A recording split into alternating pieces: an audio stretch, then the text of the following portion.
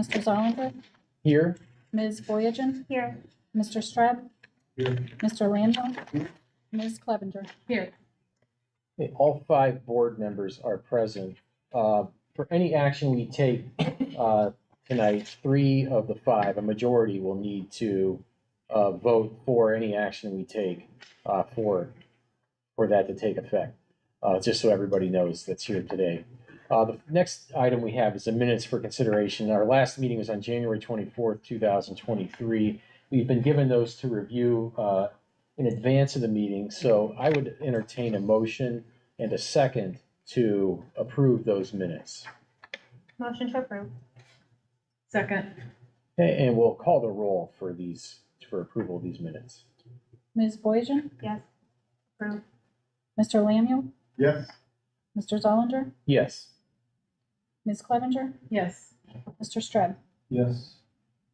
Okay, the minutes are approved. The next item is the variances. We have one application to consider this evening. I'll let you go ahead and read off what the application is for. Application number ZBOA-23-5, Nicholas Gang, 362 Howard Street Northeast, North Canton, Ohio, 44720. A variance requesting a 6-foot fence facing roadway less than 20 feet from roadway, as well as a 6-foot fence on adjoining property line along abandoned property. Okay, thanks. We have a court reporter that is taking down everything that will be said by everyone this evening. For anyone who's going to speak on behalf of or against or have any comments about this request, you're going to need to be put under oath by the court reporter. So anyone who is going to speak tonight or thinks they're going to speak tonight, if you would please, if you can, stand up and raise your right hand and face the court reporter. If you can't stand, that's fine. Just raise your right hand if possible. You solemnly swear that the testimony you're about to give will be the truth, the whole truth, and nothing but the truth. Yes. Okay, thank you. For those of you who haven't been here before or been in a situation where there's a court reporter taking down everything we're saying, it's important you speak audibly and clearly so that she can hear you. It makes her job a lot easier. There will be times possibly where while you're speaking, somebody here might have a question for you. It's important that we not talk over one another. It makes her job a lot easier. Everybody will have every opportunity they can to speak and say whatever they want to. Make sure any responses you give are audible. Say yes, no, I don't know. Avoid shaking of the head and saying things like that. Again, it's just something to keep in mind. It makes her job a lot easier. One last thing I'll point out is some of us on the board here, and I'm talking about me, I like to ask a lot of questions. I'm not doing that to be confrontational or adversarial. I'm doing that because I'm trying to get information. But just keep that in mind. We're not trying to confront. We're trying to figure out what's going on here. We have a lot to consider with this application and all of our applications. So with that being said, what I'll do is I'll let anyone who wants to speak on behalf of the application to get up and speak first. Just make sure you stand. You can stand if you can stand at the podium. That way she can hear what you're saying, and then after everyone speaks that wants to speak in favor of the application, I'll let others speak if there is anyone. So go ahead and you can start by saying your full name and your address for the record. Nicholas Gang, 362 Howard Street, Northeast, North Canton, Ohio, 720. So Ann and I have owned that property since 1986. The Hoover Company was still thriving, and as the kids came, the need for the fence came.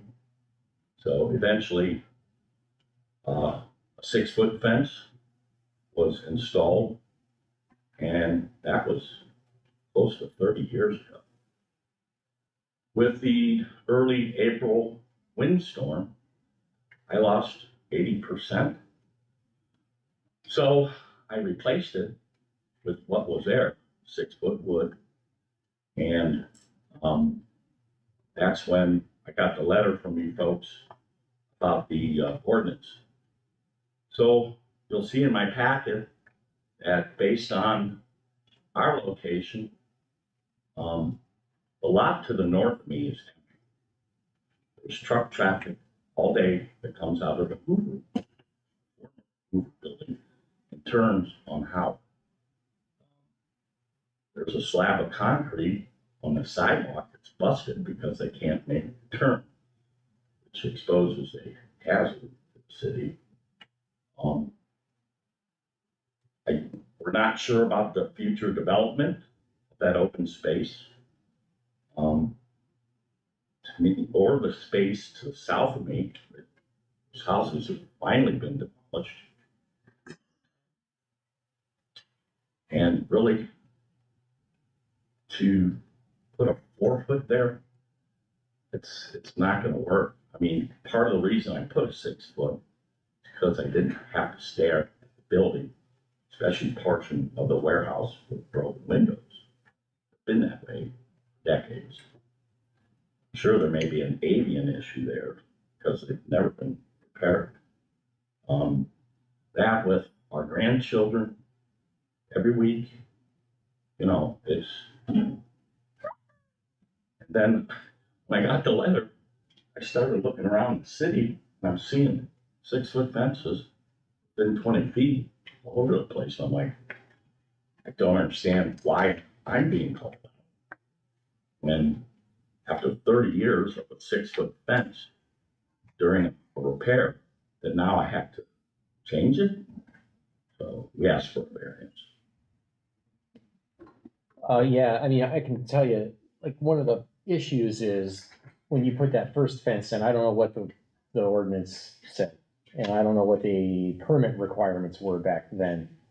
But now the ordinance that the elected council enacted since the time you put it in requires that the fence only be a certain height in a neighborhood like yours and on a lot like yours. So the law is probably different now than it was back then.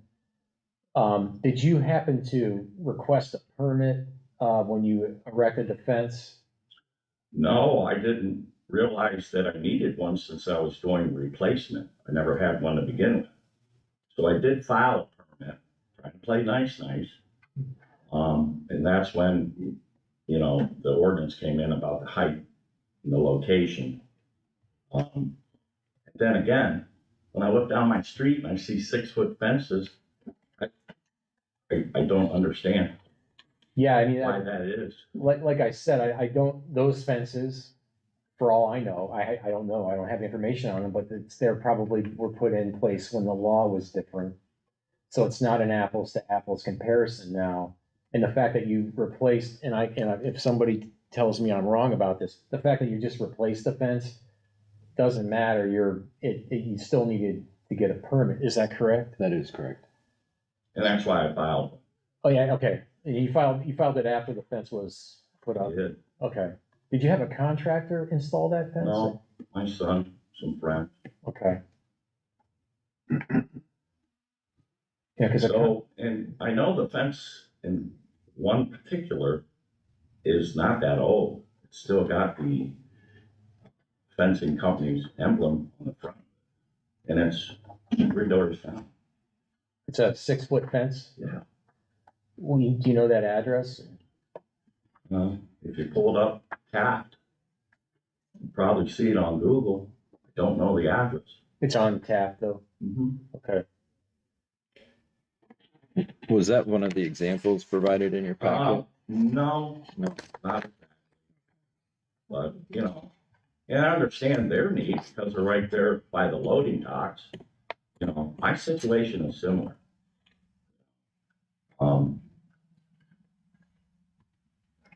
I think we should be allowed to keep a 6-foot fence there.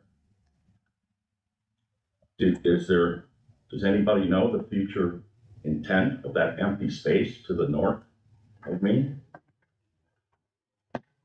No, and I mean, I don't know, I mean, if there was another fence erected recently that was approved, that was 6 feet, that, on a lot similar to yours, I would want to know that, like, I would want to, I need that I don't have that evidence in front of me, so I'm speaking for myself. Mhm. Everybody here's got their own vote. I would want that evidence in front of me to consider, because it would be important. Likewise, like if you had gotten a permit in a city at said it's okay, and then turned around and said, this is not okay, that would be important. One of the problems, we're a board, we try to follow our own precedent, this board. And we had a similar request, not identical to yours, but a similar one, at the intersection of Pershing and Maple. Homeowners in 2018 wanted to put up a 6-foot fence for privacy and to avoid the noise, and they wanted to put an above ground pool in, and they wanted to have like a private yard with a 6-foot tall fence. And the address of that was, just for the record, was 602 East Maple Street. Okay. And they wanted that done, and they wanted it for similar reasons that you do. They weren't bordered up against light industrial. But it's similar, close to where you are. But they wanted it because that intersection's so busy and the noise, and they wanted privacy for their pool. And we said we can't do that because of the character of the neighborhood. And even though there were other houses with fences, we don't know when those were erected. We don't know what law was in place then. But our elected officials, and we're not elected, and we're not city employees, we're volunteer board members. To change what elected officials have put in place, we've got to have a very, very, very special reason and a unique situation. And your situation, the one thing that's unique about you is being bordered on that light industrial and having that open lot in the trucks. But you're not the only ones who have this issue there. So we have to consider that. But we do have to also consider our precedent, because once we grant a variance for a situation like you, we're kind of rendering an ordinance, a law, null and void. And we're not elected. So there's a high bar there that needs to be overcome. And I haven't made a decision myself yet here, but that's something we have to think about. Well, the other issue is, I know an environmental impact study's been done on that property. And I've seen Hall and Associates putting vapor canister samplers out. There's a well on my curb that they used to sample quarterly, probably for trichloroethylene. And so, with future development of that area to the north of me, if they start scraping ground there, I'm subjected to who knows what. Yeah, no, fence isn't going to protect you from that. Not completely, but, it's just another reason that I think our situation's unique. Yeah. Have you got any responses from any of my neighbors? Well, we'll hear from anybody. I don't, Okay. I don't see anything in our packet. So, but let me ask, Mr. Van Gundy, in terms of the fencing, I know, like, if we turn this down, that would have to be moved somehow. Is there something that can, if we say no to this, is there something that can be done to alleviate this so you can still have a fence or part of a fence? Yeah, so of course we have two variances here before you and for your consideration. Obviously, the first is the height of the fence. It's in just a few feet behind the sidewalk. There is a provision, and I believe we talked the very first time on the phone, which a month and a half ago, I think it was. We talked about several options. There is a provision in the ordinance that for infill lots where we can utilize the fronts of the structures as defining that front yard. So in this case, the fence, could be moved back to where the building is, and that would comply at 6 foot for a solid fence. So as long as it didn't protrude beyond the front of the house. and cut my garden in half. Yeah, obviously you would lose some of that backyard would now turn into front yard, and that would be consistent with the zoning code. Now, in regards to the second request on that, an alternative there could be to consider a variance for the replat portion and maybe condition it upon either the sale or transfer of the home, that at that point they do the replat and or move the fence, move the fence off of that second property. So kind of give two options there. So I think there might be a few more options there, as that's a bit more of a unique consideration. But on the height of the fence, I don't really see any other good alternative. And the house does seem to be about 15 feet from the property line, just roughly measuring off of the auditor's GIS. So it would. The front that faces Howard or Taft? Well, that's what the GIS was pulling up as approximately. I could pull it up again here.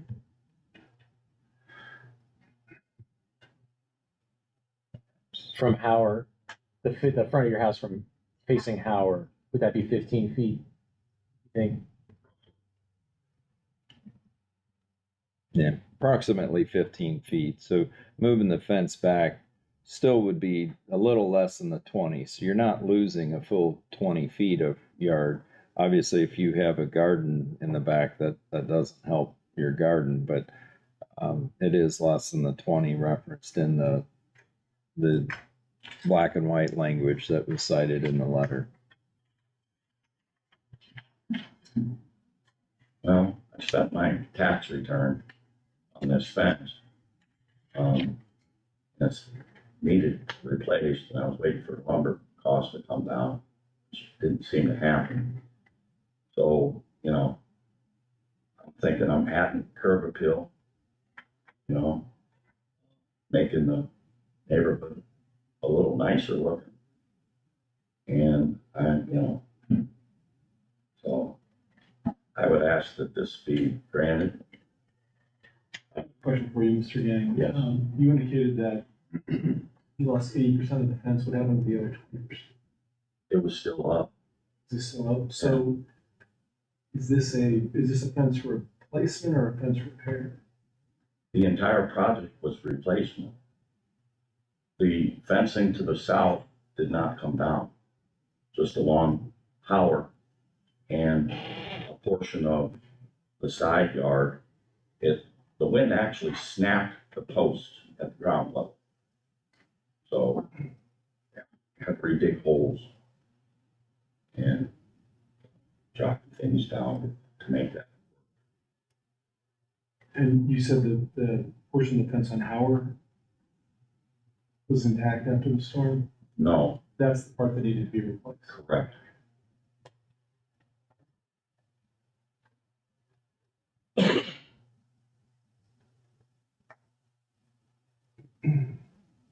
But there's part of the existing fence still up or not on the south side? Yes. Does that make it still a replacement or improvement or? Does the language change? The ordinance says construction. If it's a repair, is that construction?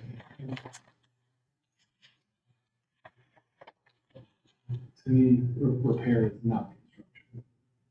I don't know if there's a provision in the ordinance that someone that addresses repair.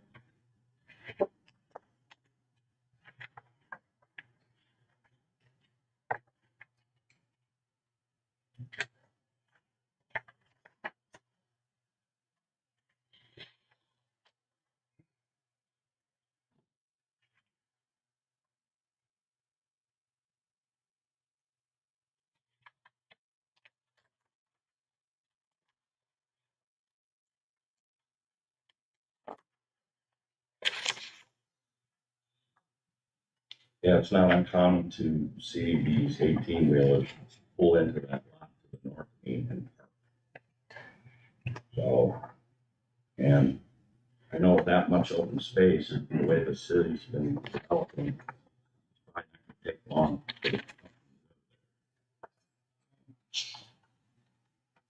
Sure don't want to be staring at it. If I drop that front to 4 feet, all I'm gonna see is people next door and broken square.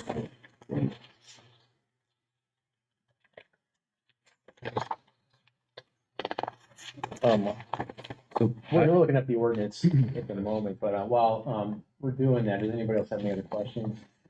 For Mr. Gang? If not, I'll let anybody else speak who'd like to on behalf or first on behalf of the application. Thank you. Thank you, sir.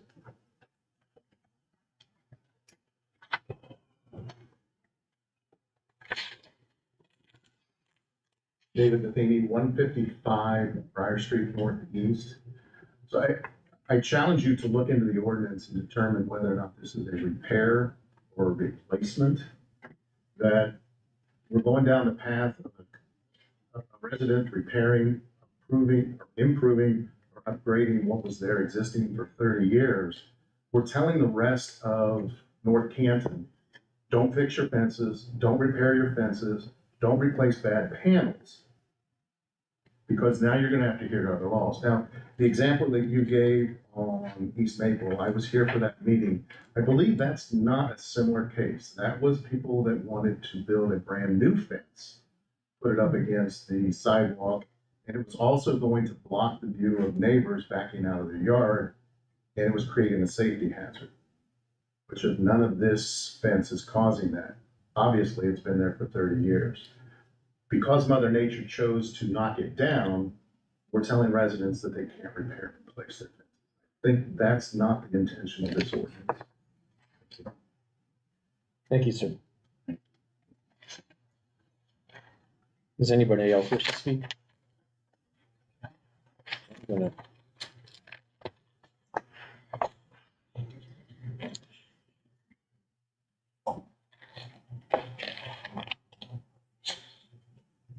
If anybody else has any questions while I'm doing legal research on my phone, go right ahead. Mr. Van Gundy's looking up the ordinance too.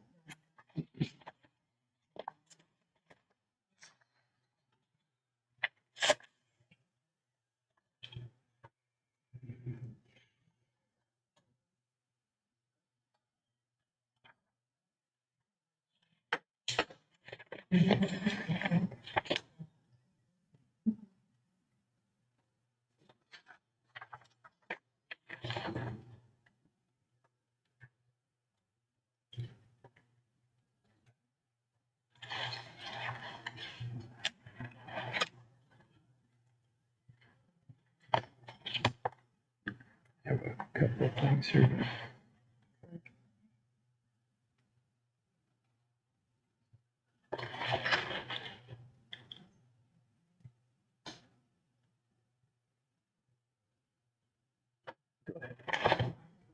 Okay, so the first part of the ordinance that I see that talks about repair does seem to require a zoning certificate that was issued for the original fence. I'll read the whole paragraph here. Which one? Which one are you looking at? This is 113308 E. That's lowercase e 1 and capital A.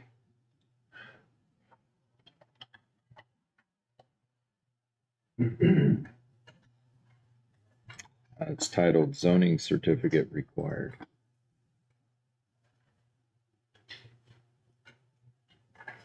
Okay. And it says, no person shall construct or erect a fence or wall without first obtaining a zoning certificate and or a building permit if applicable from the North Canton Building Department. A zoning certificate is not required for repairs of existing fences, for replacement of a fence for which the original zoning certificate or permit can be produced. So typically when we're talking about not requiring a permit, there's no inspection. So, if we could produce that, permit, the original permit for the fence, which was there before, then theoretically they could have put it back the way it was without inspections or permits. We did search our records, and we searched hard records, the electronic scan files, and we were not able to produce or locate any kind of approval for that original fence. So that's the first section. The other section, we need to consider is the non-conforming section of the zoning code that's found in chapter 1159. Looking specifically at section 1159.04 lowercase b, that talks about restoration of damaged building or structure. We would qualify a fence as a structure.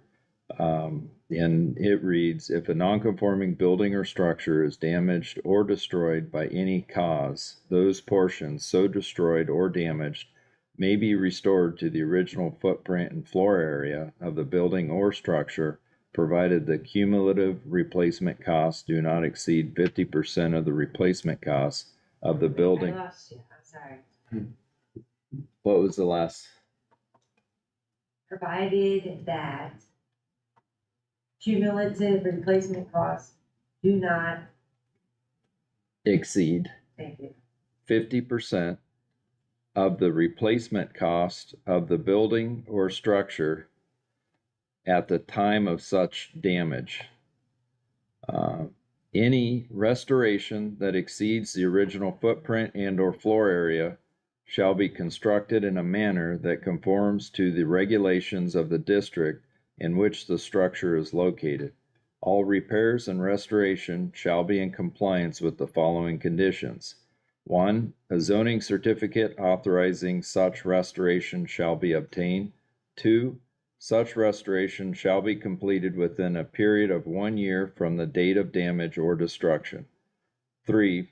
Such restoration shall not cause a new nonconformity, nor shall it increase the degree of nonconformity or noncompliance existing prior to such damage or destruction. Okay, so that one says you have to have a zoning certificate, but the other one sounded like you didn't Right. have to have one. The first provision you read sounded like you did not need one. Right? Are Right. these in conflict then?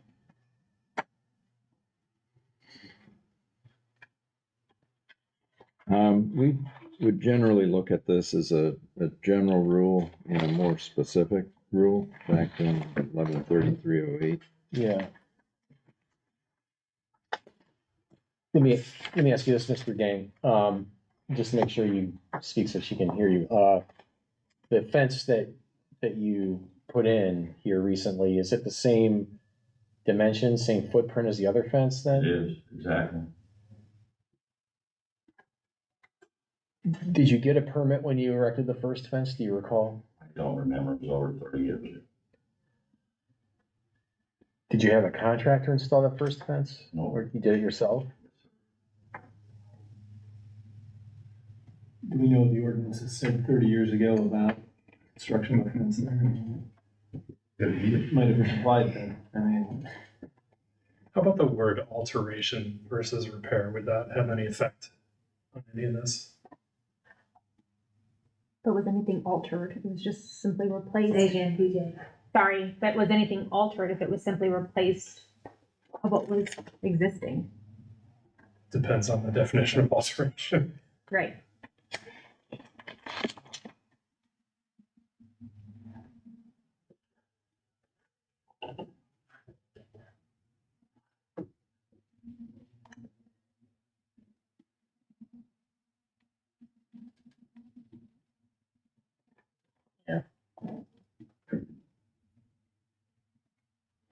So we have a definition for alteration. It doesn't sound like an alteration to me because this is, based on what I'm hearing, it's the same fence, same dimensions as the prior fence. It is exact. Yeah, so it sounds like a replacement, a repair and replacement to me. or restoration. Yeah, I heard that word. Is there a difference, Mark, between a zoning permit and a zoning certificate? We typically use those terms synonymously. yeah.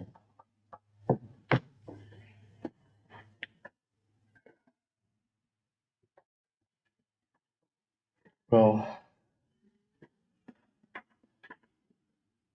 based on that, I mean, and this is just me talking, I don't know. I think it would have been a good idea to contact the city ahead of time and make sure you were okay with what you were doing. I always tell people to do that anyway.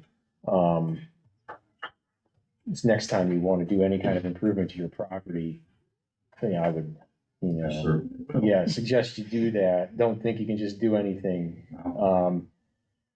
But that being said, I mean, I don't know. I'm starting to wonder if this is really a new, construction or if it is a repair and replacement. In understanding, there are some differences between this and the precedent that we have.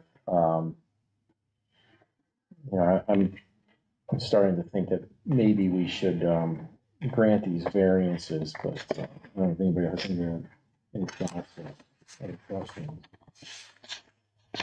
The only thing I would add is, I personally am satisfied that there's a hardship as well. Not that that makes it wrong or right, but it's certainly proven to us that there's some issues with that property and the surrounding properties. Yeah, so, I mean, there is a uniqueness. One of the things we have to consider, and this is what we considered with the other case, the East Maple lot, was council did not want 6-foot tall fences on the fronts of people's yards, so that when you would drive down the street like Howard or Pershing or something like that, that you just saw a wall of fences. They didn't want that aesthetic. So that's something we have to consider when we have a situation like this.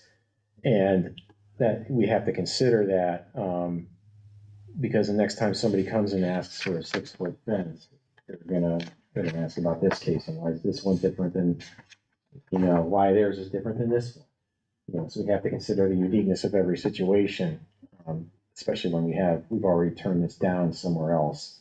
And those people, I remember, they were concerned that we were singling them out, and when we turned them down. So these are things we have to consider. So I see this as a repair situation. That's the biggest distinguishing thing. And the light industrial. Bordering the light industrial is an issue, but the bigger thing is, maybe because there was a repair and replacement of the same fence that was there. This is different. That is a big distinguisher from the prior case that we had, which was it was a brand new fence. There was no fence or no 6-foot fence there before. So.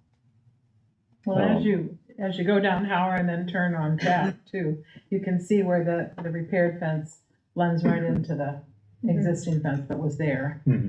So it makes the point that it was.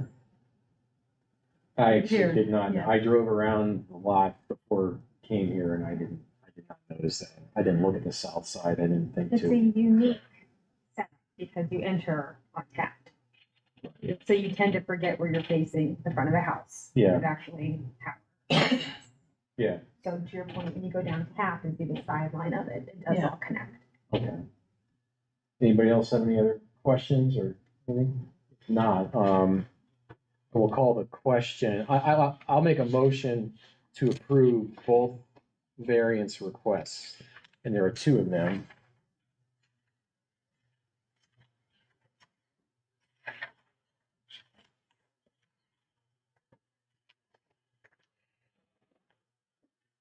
The 6-foot fence facing the roadway, less than 20 feet from the roadway. I make a motion to approve that variance, as well as a 6-foot fence on the adjoining property line along the abandoned property.